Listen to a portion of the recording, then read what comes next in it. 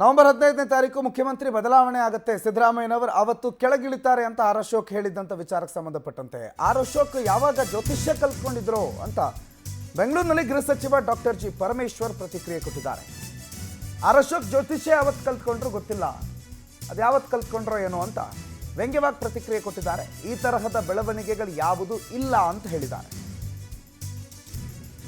ಪೂರ್ಣಾವಧಿ ಮುಖ್ಯಮಂತ್ರಿ 5 ವರ್ಷವೂ ಸಿದ್ದರಾಮಯ್ಯನವರೇ ಮುಖ್ಯಮಂತ್ರಿಯಾಗಿ ಇರ್ತಾರೆ ಅಂತ ನಾವು ಅಂದ್ಕೊಂಡಿದ್ದೇವೆ. ಅವರನ್ನು ಆಯ್ಕೆ ಮಾಡಿದಾಗ ಯಾವುದೇ ಸಮಯ ನಿಗದಿ ಮಾಡಿಲ್ಲ. CLPಯಲ್ಲಿ ಮತ ಹಾಕಿ ಸಿದ್ದರಾಮಯ್ಯನವರು ಆಯ್ಕೆ ಆಗಿರೋದು.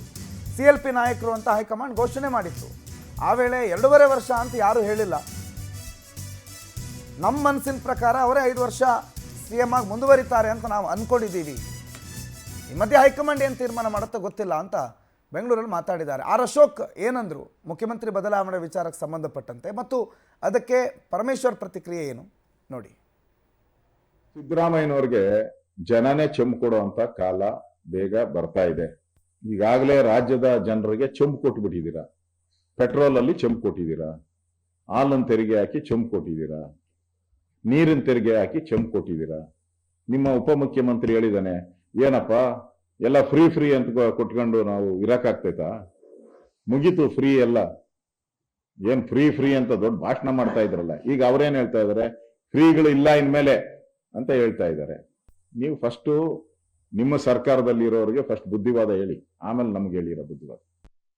ಜ್ಯೋತಿಷ್ಯ ಕಲ್ತ್ಕೊಂಡಿದ್ರೋ ಗೊತ್ತಿಲ್ಲ ನನಗೆ, ಆದರೆ ಅಂತ ಯಾವುದೇ ಬೆಳವಣಿಗೆ ಇಲ್ಲ. ಮುಖ್ಯಮಂತ್ರಿಗಳು 5 ವರ್ಷವೂ ಕೂಡ ಅವರೇ ಇರ್ತಾರೆ ಅಂತ ಹೇಳಿ ನಾವೆಲ್ಲ ಅಂದ್ಕೊಂಡಿದ್ದೇವೆ.